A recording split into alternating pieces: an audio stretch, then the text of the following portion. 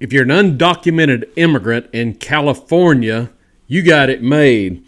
Some Pentagon officials are making out financially big time, and some more words of wisdom from the great Doug Casey. Stay tuned, everybody.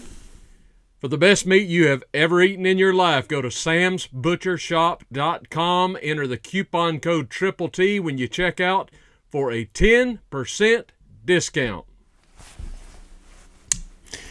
Hello again, everybody. I am Trailer Trash Tim. Welcome to the channel. Thank you so much for being here, and a happy Thursday to all of you. A lot to cover today, and let me get to it. Just a real quick update. Marina is still in Missouri tending to her dad, showing some signs of improvement, thank the Lord. So continue to keep Marina and Bonita and Richard in your thoughts and in your prayers. I would appreciate that very much, and hopefully she'll be back soon. Sooner rather than later, right?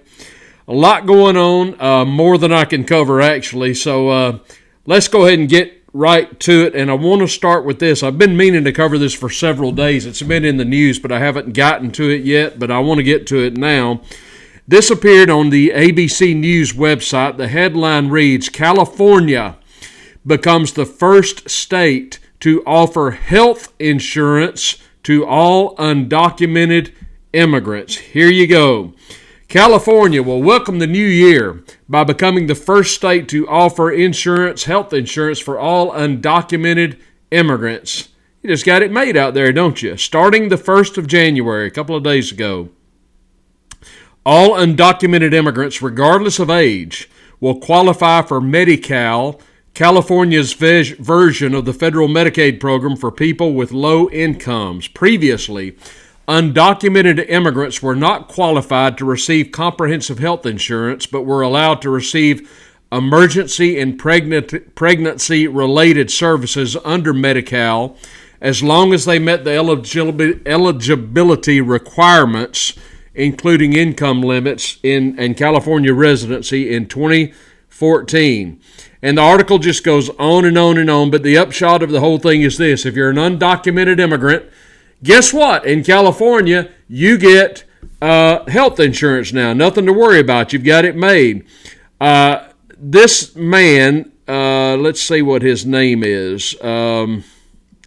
Well, of course, Gavin Newsom is the current governor of California.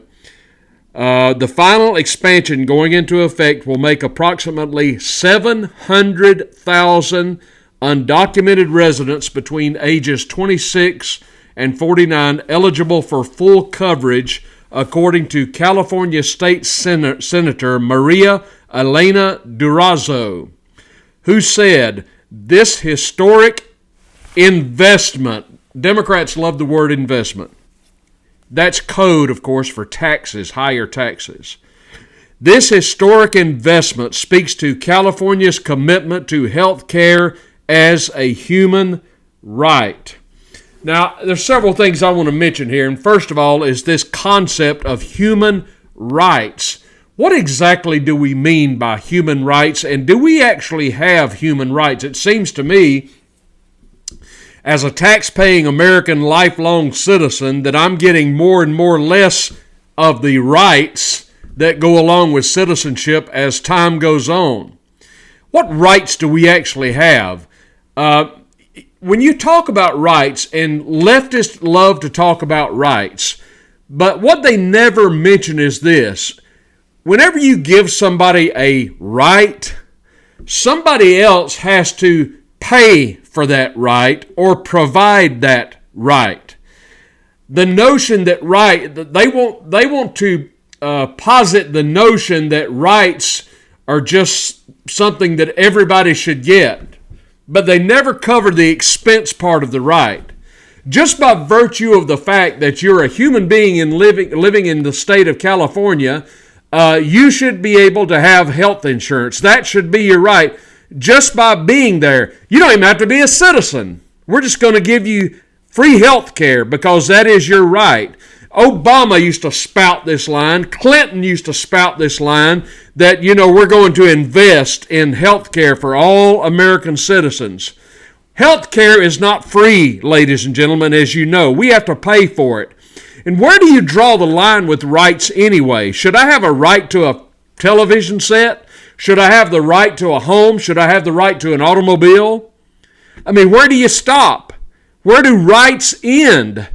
And do you not realize that every time you grant a right to someone, somebody else has got to foot the bill? You know, health care is not cheap.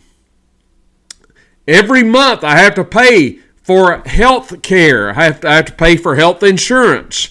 And of course, when I go to see a physician for whatever, I have to give them my insurance information, but I still have to write them a check, or, well, I don't write checks anymore, but I have to pay, deductibles and what have you. I have to pay for medications. I have to pay for special procedures, x-rays or whatever.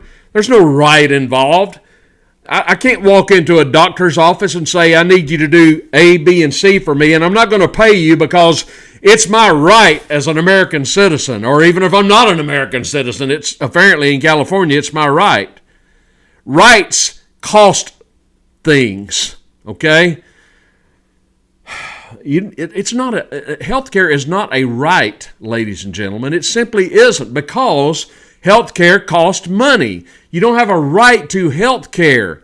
I have an expectation when I go to see a doctor that because I have paid for my health insurance, he'll see me now. I'm still going to have to pay something. It ain't nothing free. And if I wind up in the hospital, I'm going to have to pay thousands of dollars out of pocket. And I understand that. But what happens is healthcare in America is so completely expensive, so hugely expensive because of thinking like this. We're all having to pay through the nose because the government saw fit to get involved in our health care. Health care is something that there's nothing more personal and there's nothing more private than our health care. Our health care is something that should be between us and our doctor, period. And the expense, the cost of it is something that should be negotiated in an open market between the patient and the physician. I don't need the imperial federal government involved in my health care. All they do, everything they involve themselves in, they muck up. Have you noticed that? If the federal government would just get out of health care, I do not believe in socialized medicine. I don't need the government involved in my health care. I can take care of it myself, me and my doc. That's it. Can you imagine a world where the doctor says to you, you've got a pain in your side, and you go to him and he says, I'm a little concerned about your appendix. I think your appendix needs to come out. We need to operate and we need to take out your appendix. If your doctor said that to you, can you imagine saying to your doctor, okay, so I need an appendectomy. How much is that going to cost? Nobody ever says that anymore. It's all, well, here's my insurance card. Can you imagine a world where you would say, okay, Dr. Smith says I need to have an appendectomy and he's going to charge me X number of dollars. Now I'm going to go see Dr. Jones and see what he says about the situation and see if he'll do it for $500 less. That's the market at work, and that's the way things should go. And do you realize, ladies and gentlemen, if things were that way, it would drive down, if we actually had competition and if we actually had the market working in terms of our health care, that it would drive down the cost. It would drive down the cost of procedures. It would drive down the cost of hospitalizations. It would drive down the cost of doctor visits. It would drive down the cost of medications. But because we have collusion between insurance companies and the federal government and the medical industry in large part, it just inflates everything. And the cost gets skewed because of the involvement of all these different entities that don't need to be involved in our health care. You know, when I was a kid, I know I reminisce more and more the older I get, but when I was a kid, I can remember when my mother would take me to the doctor. We'd see the doctor and he'd do whatever he did to me, gave me a shot for penicillin if I had a sore throat or whatever it was. But I would hop down off the table walk with my mother out to the waiting room. She'd walk up to the counter, whip out her checkbook, and she'd pay for the medical services I received that day. End of story. Or even if you were in the hospital, they'd go down the day you got checked out, they'd go down to the cashier's office, whip out a check. And I'm not talking, and we were not wealthy people, okay? We were just modest, middle-class Americans. But when we needed health care, and I'm not saying we didn't have health insurance, but my mother would just whip out the checkbook and pay the cost of the health care, because it wasn't that much no matter what happened. It didn't bankrupt you to have an appendectomy, for heaven's sakes.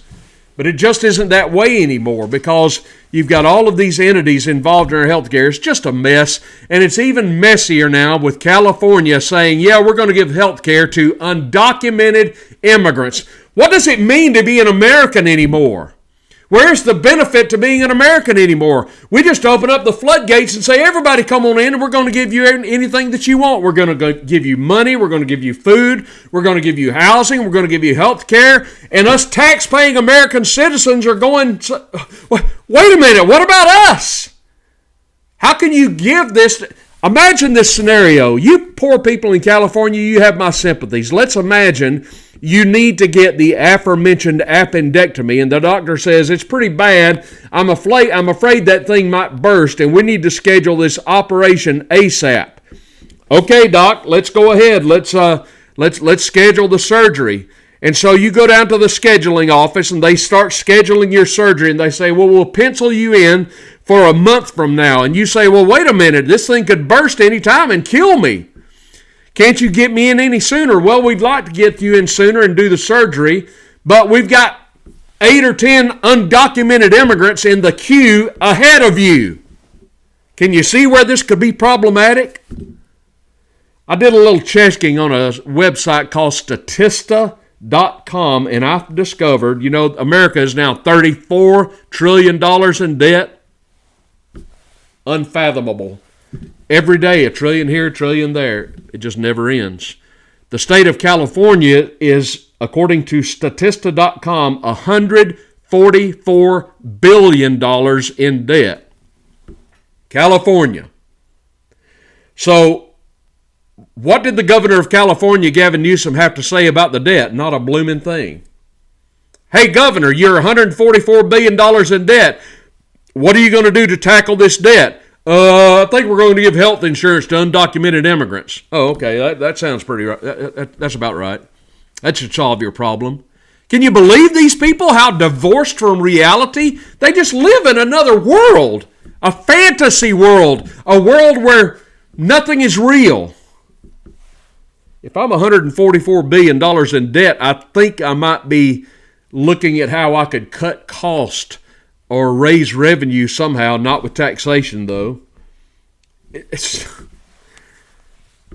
no wonder people are leaving California in droves. I can't blame them. A beautiful state, but it is completely messed up. All right, let me move on. If you are a tax-paying American citizen, this might just set you over the edge.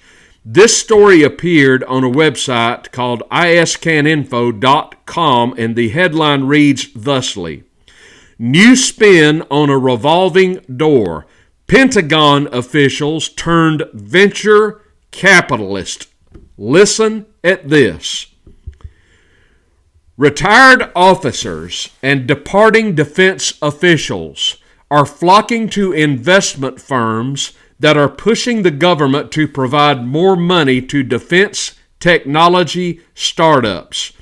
When Defense Secretary Lloyd J. Austin and other top officials assembled for an event this month at the Ronald Reagan Presidential Library, they walked into a lesson in how the high stakes of Pentagon lobbying is being altered by the rise of defense technology startups.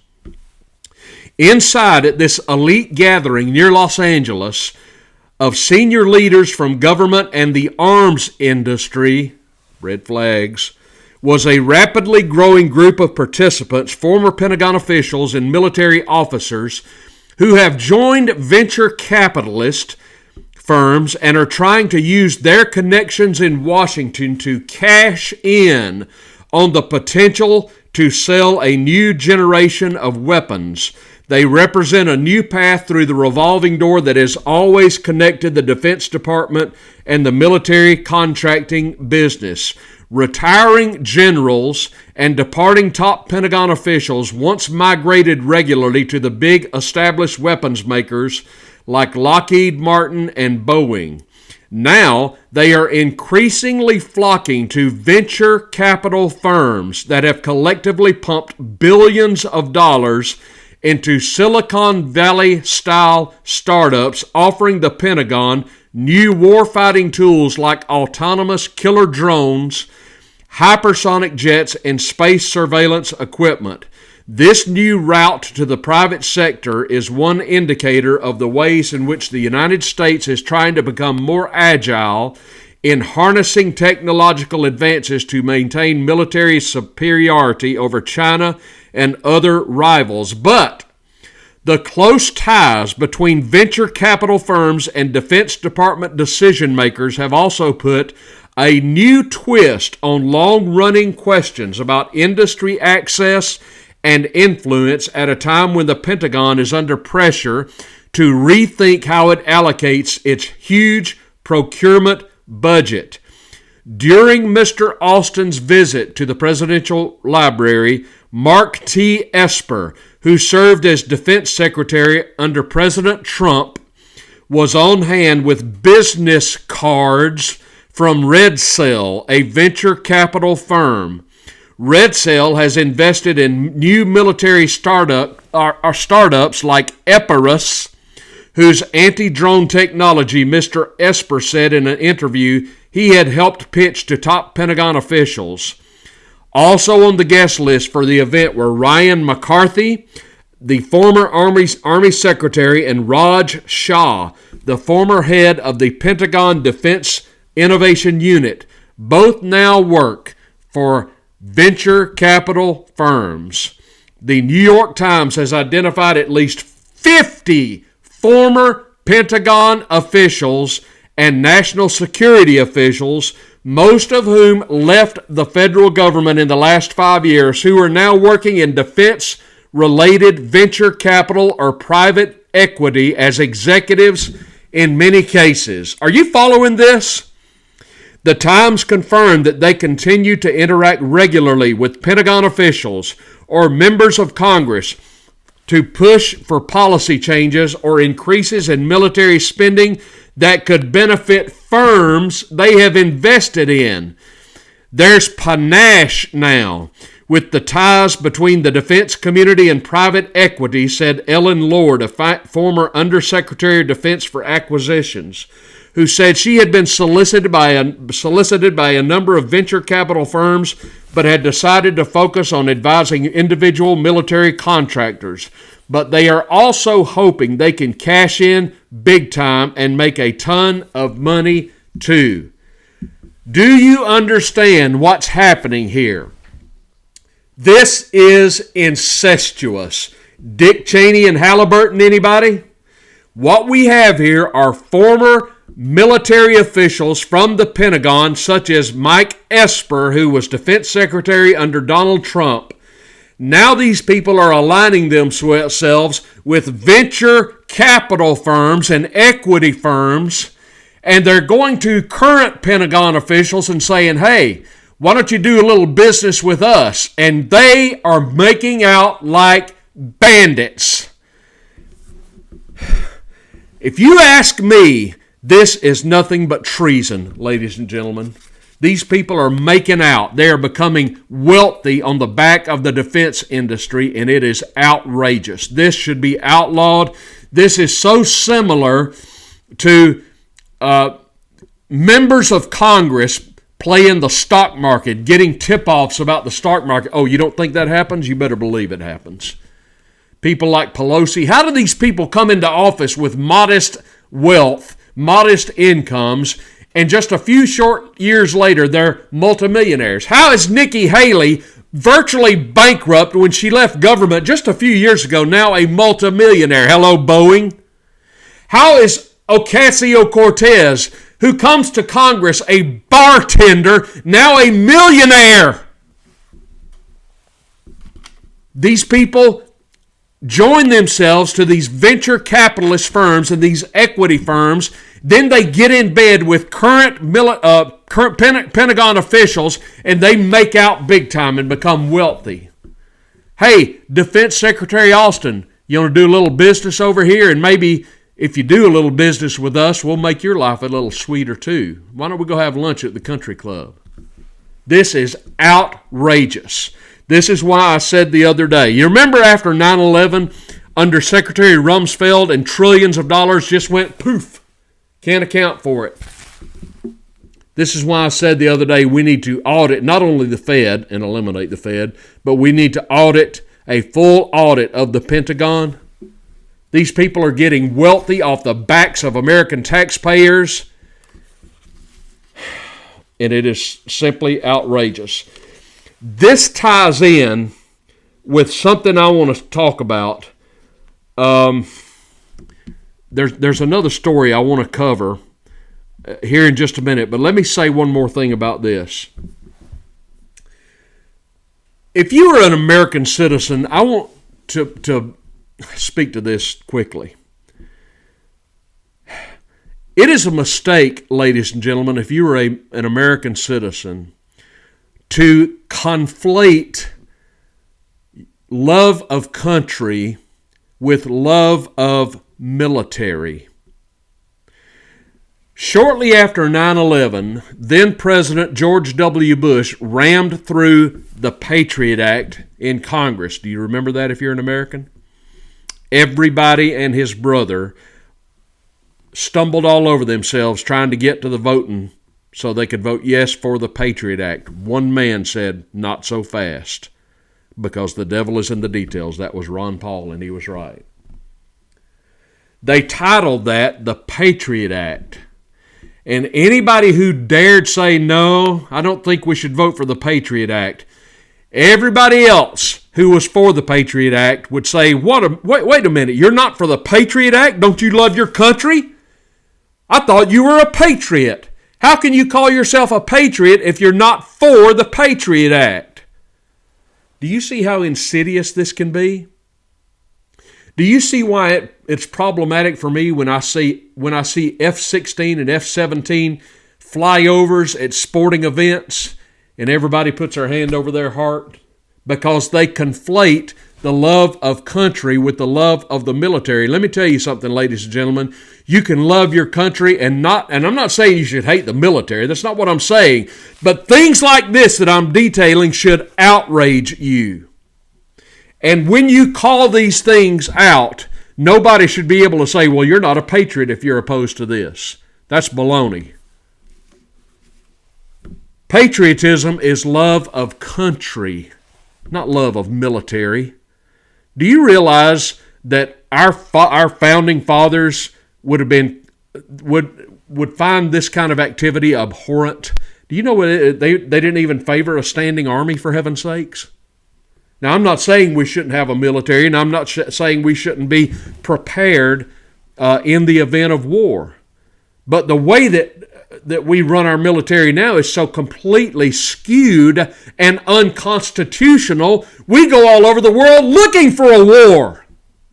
We go all over the world looking to insert ourselves in everybody else's business with our military, and anybody who calls that into question should not have their patriotism called into question. This ties in with a story that appeared on the website 100%fedup.com. The headline reads thusly, Marina sent this to me. 231 current and former U.S. service members signed a declaration of military accountability to hold military leadership accountable for crimes resulting from COVID-19 jab mandate. 231 current and former service members from all branches of the United States Armed Forces signed a letter called the Declaration of Military Accountability. The letter, authored by Commander Robert Greene of the U.S. Navy, pledges to the American public that they will do everything in their power to hold military leaders accountable who failed to follow the law. The declaration discusses the horrific violation of inalienable rights, denial of informed consent, and medical experimentation due to the COVID-19 jab mandate. Do you know what they're talking about? Back during the height of the jab activity, they were requiring U.S. service members to take the jab. And so many of them, if they refused, they booted them out of the military. The letter, all the signatories of the declaration noted executive agencies, including the Department of Defense, that engaged in illegal activity. You know, the military is not sacrosanct. Stop putting them on a pedestal. There's a lot of bad hombres in the American military. There's a lot of good people in the American military, but there's a lot of bad hombres in there as well. The letter also pledged to recall from retirement the military leaders who broke the law and will convene courts martial for the crimes they committed. They're basically saying, look, you required people in the military, you required members of the military to take the jab. You were wrong to do so, and they should be reinstated. And the people that did this should be court-martialed. And I could not agree more. It was absolutely outrageous that they would require anybody. Nobody should be forced to take a jab. I don't care who you are. I don't care if you're in the military or out of the military. Nobody should be held at gunpoint to take a shot they don't want to take. Absolutely outrageous. And so they're fighting back. This is one brave man. What is his name? He's in the Navy. Robert Greene, Commander Robert Greene of the U.S. Navy. He is a brave man. This man has a spine, and he is rising up against all this, and good for him. I was going to close with more from Doug Casey, but I'm running a little long, so I think I'll save that for another day. Listen, don't let if you're an American, and you love your country, don't let anybody question your patriotism. When your government is wrong, it's wrong. And it is patriotic to question the illegal and unethical and immoral and unpatriotic and unconstitutional activities of your government. And if you see members of the military and members of Congress enriching themselves on the backs of the taxpayers, it's patriotic to say something about it. It's as simple as that. Calm down, buddy. Calm down. Don't get your blood pressure up. Give me a comment down below if you would. I'd love to hear what you have to say about what I said today. If you'd give me a thumbs up on this video, I would be very grateful. And join our channel by subscribing down below. Thank you, everybody, for joining me today. This is Trailer Trash Tim. Have a great Thursday, and I'll see you soon.